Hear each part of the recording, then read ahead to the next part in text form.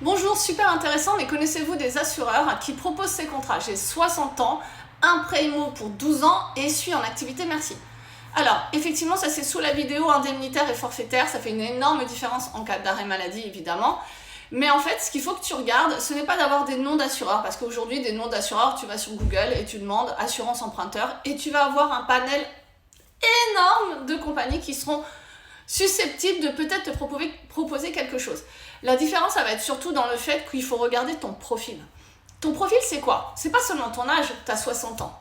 Mais par contre, c'est plutôt de se dire, alors là, on le sait, puisque tu l'as indiqué 12 ans, ça veut dire que ton prêt va se terminer à 72 ans. Donc déjà, il y a des contrats, par exemple en banque, qui s'arrêtent à 70 ans. Donc, ça n'ira pas, même en cas de décès, ça n'ira pas à 72 ans. Ça fait un premier tri, si tu veux. Après, on va regarder ton activité. C'est quoi ton activité? Est-ce que c'est une activité plutôt de bureau? Est-ce que c'est une activité sur la route? Tout compte en fait. Même le nombre de kilomètres que tu fais, ça compte. Si tu travailles à l'étranger, ça compte. Si tu travailles dans des produits inflammables, ça compte. Moi, j'ai beaucoup de clients qui sont dans le nucléaire, etc., etc. Donc, vraiment, ça va te permettre de faire encore un entonnoir. Et en fait, ça présélectionne toutes les compagnies qui ne vont pas vouloir de ton profil.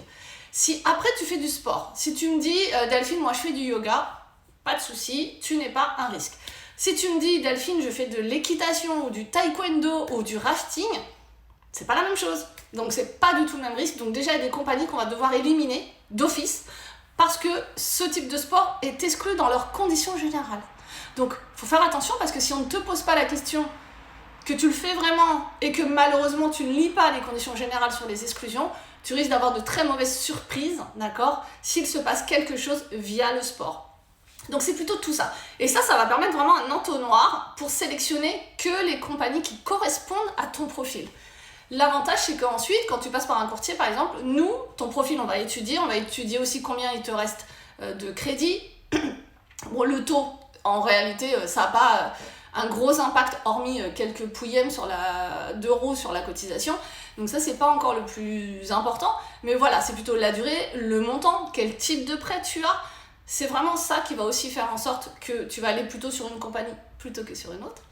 Et ensuite, on va évidemment nous faire les devis auprès des partenaires qu'on aura présélectionnés. Donc ça peut prendre un certain temps, il faut tout lire. Et ensuite, on te propose que le devis le plus intéressant pour toi. D'accord? C'est ça aujourd'hui. Le nom d'une assurance, ça te servira aujourd'hui à rien du tout de l'avoir si tu n'as pas étudié toutes les étapes.